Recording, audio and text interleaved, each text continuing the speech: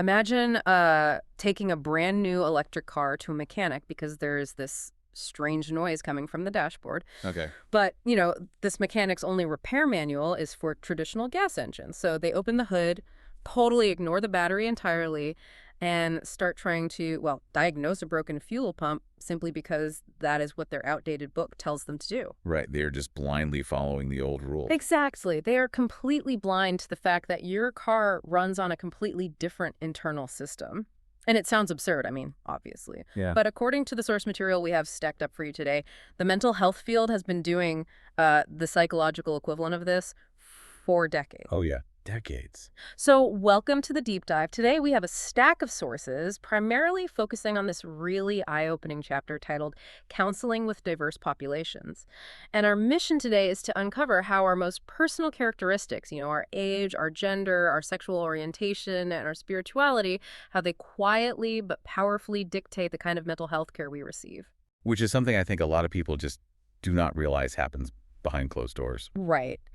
We're going to look at why the old one-size-fits-all approach to therapy is fundamentally broken, and, well, how the modern counseling field is having to radically adapt to actually be effective for the person sitting on the couch. Yeah, the overarching theme of this material is that leaving your demographic background in the waiting room is a complete myth. A myth. Wow. Right. Because for a long time, the traditional therapeutic model assumed this sort of blank slate. You sit down, you talk, and the therapist treats you just like anyone else. But, trading a 70-year-old widower with the exact same blueprint you use for a 25-year-old woman isn't just ineffective. It can actively cause harm. Because it just ignores their whole reality. Exactly. It completely ignores the societal waters that the client has been swimming in for their entire life. So if a 7-year-old and a 25-year-old require totally different blueprints for care, where does a counselor even begin to map that out? Well, it starts with the basics. The source text actually starts with the one demographic transition that, if we are incredibly lucky, we all eventually experience, and that is the aging population. Yes, the one club we all hope to join eventually. Right. So this is the universal timeline. Before we get into how society divides us by specific identity, we have to look at the universal physical and psychological reality of just getting older.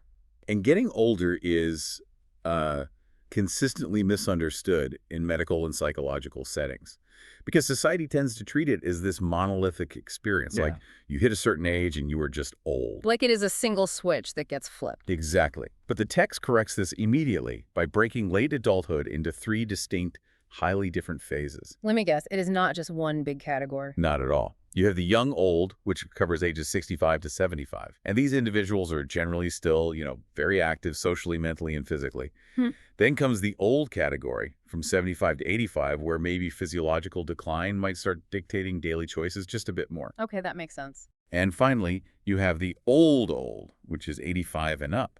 So lumping a 65-year-old who, say, just ran a marathon into the same psychological bucket as a 90-year-old navigating severe mobility issues, well, it is a massive disservice to both of them. The psychological battleground of this timeline is so perfectly captured in the text, I think, through Erikson's stages of human development. Oh, absolutely. Erikson is foundational here. For late adulthood, Erikson framed the central conflict as ego integrity versus despair. Which, ego integrity, that is that hard-won sense of wisdom, right? The ability to look back at your life, accept the flaws, and feel a sense of cohesion and peace. Yeah, it is a feeling of, I did what I could and it was okay. Right. And then despair is the exact opposite. It is looking back and just being overwhelmed by regret, or a feeling that time has simply run out. And achieving that ego integrity requires an immense amount of cognitive and emotional flexibility. Because, think about it. The brain has to process a relentless cascade of transitions at that age. Yes, so many changes happening all at once. Right. Older adults are frequently navigating the loss of physical stamina, the massive identity shift of retirement, the deaths of lifelong friends, or, the devastating loss of a spouse. Is a lot of grief to process. It is. And while they are trying to process all of this grief and transition, they are simultaneously battling external societal myths. They get tagged with these awful labels like senile, helpless, set in their ways. This external ageism Just creates a hostile environment for someone simply trying to find meaning in their later years. Which brings us to a concept from the chapter that genuinely shocked me. Like, I had to read it twice. Oh, I bet I know which one you were talking about. It is called investment syndrome.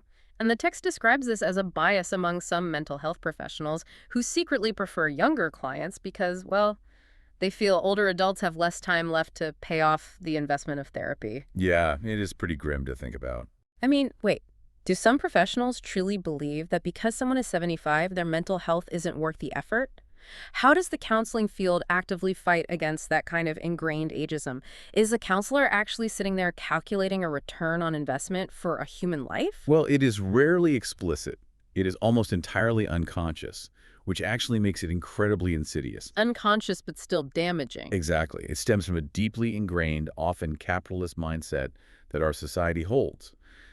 Linking a human being's fundamental worth to their economic productivity or their future potential. Oh, wow. So if you are not producing, you are not a priority. That is the dark underbelly of it, yeah. A counselor affected by investment syndrome looks at a 75-year-old and, without even realizing it, calculates that the time, the emotional labor, and the resources spent helping them simply won't yield decades of societal contribution. That is just heartbreaking. It is. So the field has to actively train counselors to dismantle this bias. They have to teach professionals that older adults aren't just managing an inevitable decline. They possess this massive capacity for profound psychological growth. Right, they're still growing. Yes, and finding joy in the last decade of life is just as medically and ethically urgent as finding it in the first decade. And the chapter grounds this so perfectly with the case study of Gene. Oh, Gene's story is such a perfect example of this. Right, so Gene is 65. And he comes into counseling presenting with very low self-esteem and a noticeably unkempt appearance. And he tells the counselor he simply wants to live more in the present. But, you look at his background and you realize his brain was wired for scarcity decades ago. Decades. The childhood trauma just lingers. Gene grew up in a household of 12 siblings. His parents worked themselves to the bone, but they lived in deep poverty. Gene wore hand-me-downs his entire childhood. Now at 65, he is married and financially stable, but that scarcity mindset hasn't magically evaporated just because his bank account is full. Exactly. Gene's childhood is basically the operating system running quietly in the background of his retirement. Wow, yes. And a therapist blinded by investment syndrome might look at Gene's unkempt clothes and his age and just assume, oh, he is just experiencing typical age-related apathy. Right, like he's 65, his habits are locked in, why bother? Exactly. But a culturally competent counselor sees something totally different. They see a survivor. They see a man whose childhood trauma is blocking his ability to enjoy the safety he has actually built for himself. So how do they even begin to treat that rather than just writing him off? Well, the text suggests utilizing tools like reminiscing in groups for clients like Gene. Reminiscing groups, like just sitting around sharing old stories. It sounds like that, but it is much deeper. Yeah. This isn't just about telling old stories for fun. It is a clinical mechanism to help the brain build narrative cohesion. By guiding Gene to re-examine his past from a place of present safety, he can reframe his story. Oh, I see. Yeah, he moves from a narrative of constant deprivation to one of incredible resilience. So, if age is the timeline we all travel, what dictates the actual path we are allowed to walk? I think that brings us to our next major theme, which is the deeply ingrained societal rules of gender. Yes, the social scripts. We are moving from the universal clock of getting older to the invisible social scripts handed to us the exact second we are born. And these social scripts heavily contaminate the diagnostic process. I mean, women, for example, have historically been the primary consumers of counseling services. Yet, the foundational theories of psychology were almost exclusively developed by wealthy, educated men back in the early 20th century. That feels like a recipe for disaster. Oh, it was. The text highlights this groundbreaking concept from a 1970s study detailing the double standard of mental health. And this study laid bare exactly how rigged the system was. This study is staggering to think about. Clinicians were literally asked to list the traits of a healthy adult, a healthy man, and a healthy woman. Right, and the results were so revealing. The traits they assigned to a healthy adult were virtually identical to the traits of a healthy man. Independence, logic, autonomy, assertiveness. But the traits assigned to a healthy woman were the exact opposite.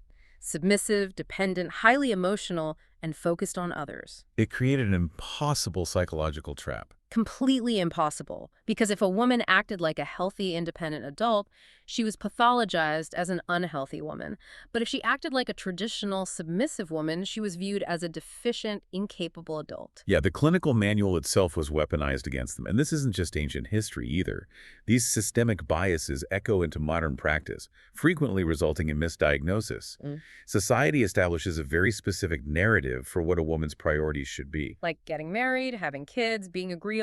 Exactly. And when a woman deviates from that narrative, the environment often projects a pathology onto her that simply doesn't exist. She must be depressed or she must be anxious. There is a fantastic case study in the text about a woman named Paula that illustrates this perfectly. Oh, yes, Paula. Paula is 36 years old, she does not have children, and she is studying to be a counselor. Her on-site supervisor begins to act incredibly concerned, basically assuming Paula must be battling deep, hidden emotional distress solely because she's approaching 40 and is childless. The supervisor is just projecting their own biases entirely. Right. The supervisor starts digging for a trauma that isn't even there. And when Paula is actually asked about how she views people, she just shrugs and says, "People are people. I don't care what their background or station in life is." Paula is perfectly fine. It is the supervisor who is malfunctioning. Exactly. The supervisor was reacting to the pressure of the biological clock narrative, not to Paula's actual mental state. This is exactly where your electric car analogy from earlier really applies. Yeah, it is like going to the mechanic because your car's brakes are squeaking and the mechanic insists on replacing the windshield wipers just because of the make of the car. It's projecting a problem where there isn't one. That is a great way to put it. They're consulting a manual for a gas engine, trying to fix a problem that is completely irrelevant to the machine in front of them. And this rigidity doesn't just harm women. The invisible cage of gender roles damages men just as profoundly, though the mechanism is, entirely different. The text introduces this concept of gender role conflict, or GRC. GRC is huge. It explains why traditional talk therapy can feel deeply unnatural and even threatening to many men. Threatening, really? Yes, because from early childhood, boys are socialized to be autonomous, fiercely competitive, and emotionally restrictive. They are heavily conditioned to view vulnerability as a fundamental weakness, or basically a failure of masculinity. So then you put them in a therapy room. Exactly. Consider the standard setup of traditional therapy. Yeah. You walk into a room, you sit face-to-face with a stranger, maintain prolonged eye contact, and verbally dissect your deepest emotional insecurities. It violates every single rule of socialization that man has been taught. Every single one. The mechanism of therapy physically and mentally contradicts their survival script. So it isn't that men don't want help. It is that the delivery system of the help feels like an attack. So how do you fix that delivery system? Well, the text suggests that counselors must physically alter the therapeutic space. So instead of sitting face-to-face, which triggers a confrontational or overly intimate response, a counselor might sit side by side with a male client. Oh, like sitting at a bar. Yes, exactly. It mimics the environments where men are historically socialized to bond. Sitting side by side at a bar, looking forward through the windshield of a car, or standing shoulder to shoulder working on a project. Altering the physical orientation reduces the immediate cognitive threat. That is so simple but so profound. It really is. The text also emphasizes moving away from purely abstract emotional exploration toward action-oriented, structured problem solving. So Les, how does that make you feel? Exactly. Because repeatedly asking, "How does that make you feel?" might cause a man experiencing GRC to completely shut down. Instead, a counselor might ask, "What are the practical steps we can take to fix this dynamic?" It is about meeting the client inside the reality of their socialization, rather than demanding they instantly shed decades of social conditioning the moment they walk through the clinic door. That makes total sense. So if gender role conflict acts as an invisible cage for straight men and women, what happens to the psychology of someone who outright refuses to fit inside that cage at all? Well, that transitions us directly into the unique mental health landscape of sexual orientation and LGBTQ+ identities. Right, because they're completely breaking the established rules. Exactly. When an individual's identity falls outside the heterosexual norm, traditional everyday stress is compounded by something called minority stress. Minority stress, how is that different from just, having a bad day? It is not just feeling occasionally misunderstood. Minority stress is a chronic systemic friction. It is the daily cognitive load of constantly assessing your safety. It triggers hypervigilance, keeping the brain in a low-level state of fight or flight, which results in a continuous release of cortisol. And that has to take a physical toll. A massive toll. Over time, that physiological mechanism wears down the body and the mind, leading to significantly higher rates of anxiety and depression. And a major driver of that cognitive load is the ongoing process of coming out. The sources make it very clear that coming out is not a one-time cinematic announcement where you cut a cake and you are done. No, not at all. It is a daily risk assessment. Right. Every time a person starts a new job, meets a new neighbor, or walks into a new doctor's office, they have to rapidly calculate, is this environment safe? Will I be denied service? Will I face hostility if I reveal who I am? That constant calculation is just exhausting. Compounding this exhaustion is the intersection of identities. We discussed gender role conflict in heterosexual men, but the text points out that gay men experience this too, often in a really difficult double bind. A double bind. Yeah. They face the broad societal pressure to conform to traditional masculine norms while simultaneously navigating the unique expectations and subcultures within the LGBTQ+ community, all while enduring homophobia from the outside world. The pressure is coming from every possible direction. This brings up a major logistical question for the therapy room, I think. If a counselor is straight and has never personally experienced the physiological dread or the profound relief of coming out, how do they actually help an LGBTQ plus client effectively? How do they avoid just, well, inadvertently relying on well-intentioned stereotypes? That is a great question. The answer lies in a structural shift called the social empowerment model. Okay, social empowerment model. What does that mean for the counselor? For a counselor to be competent, regardless of their own orientation, they must completely reframe the source of the distress. In the past, the medical field viewed the individual's identity as the pathology, like the goal was to fix the client. Right, which we now know is deeply harmful. Completely. The social empowerment model flips this entirely. The counselor helps the client understand that they are perfectly whole and that it is the environment that is hostile and malfunctioning. So the therapist shifts from being a mechanic trying to fix a broken part to being an ally helping the client build armor against a broken society. Precisely. Take a transgender individual working toward self-acceptance, for example. A competent counselor recognizes that this client is attempting to build self-worth in a society that is frequently actively legislating against their very existence. The odds are stacked against them. Yes. So the therapy focuses on building resilience, connecting the client with supportive community resources, and validating the sheer exhaustion of their lived experience. A straight counselor achieves this by listening with deep empathy, doing their own educational homework so the client doesn't have to act as their teacher, and fiercely auditing their own assumptions. So we have covered the physical reality of the body through aging, the social scripts of gender, and the navigation of sexual orientation. But to truly treat the whole person, the text argues we cannot ignore the internal, transcendental dimension of the human experience. We have to look at spirituality. Historically, clinical psychology shied away from this domain. They often dismissed it as unscientific or just overly subjective. Too woo-woo for the clinic. Exactly. However, modern, culturally competent counseling requires distinguishing between religion and spirituality. Religion is defined as an organized, structural entity. It involves specific doctrines, established dogmas, and communal rituals. Whereas spirituality is like the broader operating system. The text uses a definition by a scholar named Ingersoll that totally demystifies the concept for me. Because when you say spirituality, people often picture intense prayer or silent meditation on a mountaintop. Sure, people think of monks. Right. But Ingersoll's definition includes surprisingly accessible elements. It includes a sense of playfulness. It involves an openness to mystery. It encompasses a connection to the divine, yes, but fundamentally it is about the personal meaning-making process in a person's life. And because spirituality is such a highly individualized meaning-making process, counselors must adopt what is called a pluralistic approach. Pluralistic, meaning accepting multiple paths. Exactly. Pluralism means the therapist actively respects the client's specific beliefs and utilizes those beliefs as a pathway toward healing. It does not matter if the client finds profound meaning through attending a church, through solitary walks in nature, or through deep involvement in community activism. The counselor just has to work with whatever is there. Right. The counselor's clinical duty is to validate that spiritual reality as a vital functioning component of the client's psychological resilience. The case study of Juan and Meg demonstrates how delicate this balance can be. Yes, this is a tricky one. So Juan is a licensed counselor who happens to be firmly agnostic. He has a very eclectic, pragmatic approach to his practice.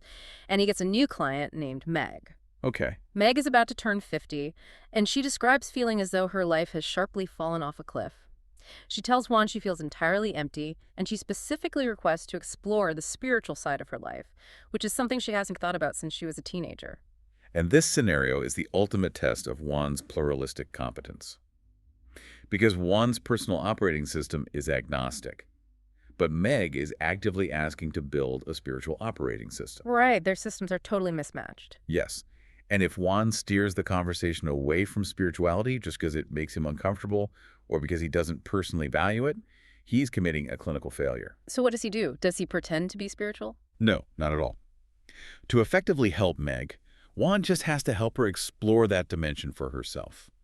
He can do this by asking open-ended questions about what provided her with a sense of wonder in her youth, or by helping her explore new philosophical frameworks, entirely without imposing his own agnostic skepticism onto her journey. So if we go back to the tech analogy, spirituality in counseling is exactly like a smartphone's operating system. I love this analogy. Yeah, you cannot actually see it, and everyone's looks a little different. I mean, some people are running iOS, some are on Android, some are using weird open source software, but it is running quietly in the background, dictating how all the other apps on the phone actually function. It connects everything. Right, it impacts the relationship app, the career app, the coping mechanism app. If a counselor ignores the operating system, they will never, ever be able to figure out why the apps keep crashing. That is a perfect visualization. You cannot troubleshoot the software if you refuse to acknowledge the operating system. And this, honestly, brings all the diverse threads of our discussion together. Because human beings are not just one identity. We are a complex overlap of all of them. We are a very messy mix of code. We really are. And to ensure counselors do not miss any of these vital dimensions, the field utilizes a comprehensive framework known as the addressing acronym. Ah, the addressing acronym. This is essentially the ultimate practical takeaway from the source text. It is a mental checklist designed to force the clinician to see the whole person, right? Exactly what we need to unpack. The acronym stands for age and generational influences, disability status, religion and spiritual orientation, ethnicity, social status and socioeconomic background, sexual orientation, indigenous heritage, national origin, and gender. Wow, when you lay it out like that, it is a literal map of human complexity. It forces you to realize that you cannot understand a person by looking at just one letter of that acronym. Intersectionality is the absolute key here. How does that look in practice, though? Well, let's look at an example. Imagine a client who is a 70-year-old man. If a counselor only looks at his age and gender, they might assume he is dealing with typical retirement transitions, maybe adjusting to spending more time at home. Sure, standard stuff. But what if that man is also indigenous, gay, and living in poverty? Dropping the social status, sexual orientation, or indigenous heritage from the addressing framework means the counselor completely misses the compounded minority stress, the historical generational trauma, and the specific scarcity mindset this man is battling every single day. They would be treating a completely different person. Exactly. The framework ensures the counselor sees the complex overlap of identities, preventing them from reducing a rich, multifaceted human life to a single, easily categorized symptom. Acknowledging these demographic realities isn't about forcing people into restrictive identity boxes. It is about finally turning the lights on and recognizing the specific boxes society has already forced them into, so we can actually help them dismantle those walls. That is beautifully put. And that is the core message for you listening today. True understanding, whether you are a professional clinician mapping out a treatment plan, a friend trying to support someone through a crisis, or just an individual trying to decode your own mental health, it requires looking at the whole intersecting picture. We simply cannot separate our mental well-being from the societal waters we are forced to swim in. It demands a continuous, active auditing of the systems we trust, ensuring they are actually designed to support the complexity of the people using them. Which leaves us with a final thought to mull over as you go about your week. We have explored today how traditional talk therapy was historically designed by and for a very specific, incredibly narrow demographic, often wealthy, white, straight, formally educated men in the early 20th century. A very specific lens. Right. And it took decades of rigorous pushback, suffering, and advocacy to realize that those supposedly standard methods We're actively failing women, failing the aging population, failing the LGBTQ plus community, and ironically, failing men themselves. Because it forced men into that gender role conflict box we talked about. Exactly. So take a hard look around your life today.